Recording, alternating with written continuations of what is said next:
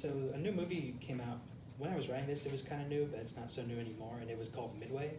And it is about the Battle of Midway, which I hope is kind of obvious from the title.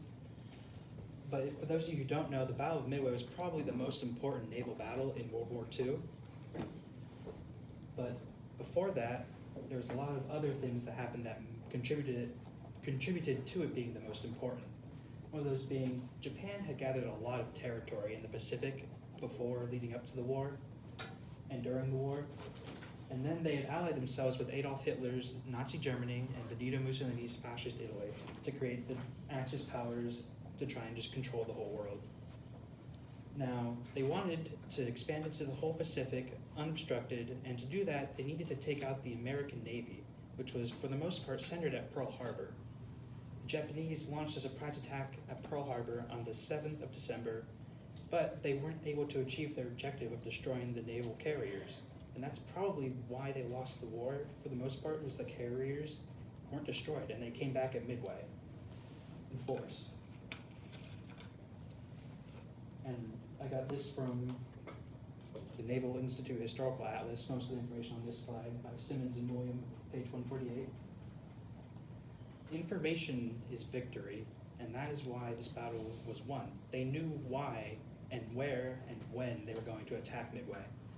Because they could read the Japanese codes, they'd broken their cipher, which is basically just, oh, this is what this means. They could translate what they were saying to each other in their code. So they saw that a location marked AF was going to be attacked, but they didn't know what AF was. They could see AF, but they didn't know what it meant. But they had the base at Midway send out a fake transmission. We're out of fresh water. And later they saw in the Japanese transmissions, AF is out of fresh water. So that meant AF is the place that's going to be attacked, which means Midway is the place that's going to be attacked. And Midway was important because it was the gateway into the Pacific for the American Navy.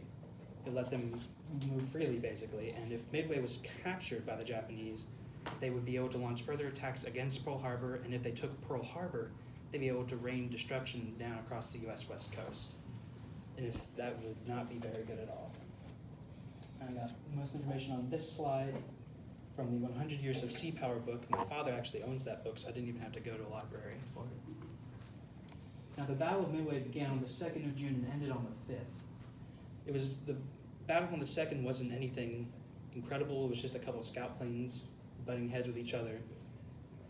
On the 3rd, about the same, but on the 4th of June was when the main strike force from the carriers of the Japanese fleet, the Hiryu, the Soryu, the Akagi, and the Kaga, launched their fighter and bomber wings at the Midway Islands and destroyed several facilities, but not the runways, because they wanted to keep those to use for their attacks on Pearl Harbor.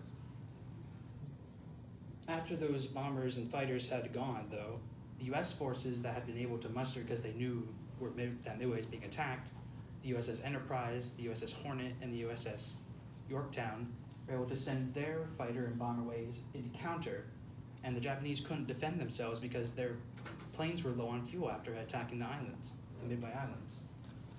So they were caught basically flat-footed with their refueling gear out on the deck, which was not good when ordnance is striking down, so they caught ablaze, and 3 of the ships, the Akagi, the Kaga, and the Soryu, were all set on fire and abandoned. The Hiryu was the only one remaining, and it sent out retaliation waves they had, and they struck the Yorktown, crippling it but not destroying it.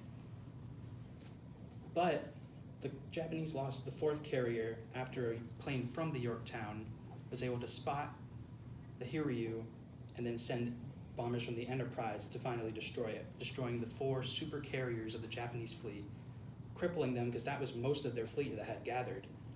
And those were the centerpieces, and they were destroyed.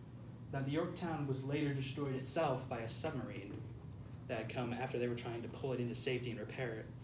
But they damaged it heavily, and eventually it sunk under the sea as well. And this battle was really important because the Japanese lost a lot of people, over 3,000 people, including veteran pilots from earlier battles in the war.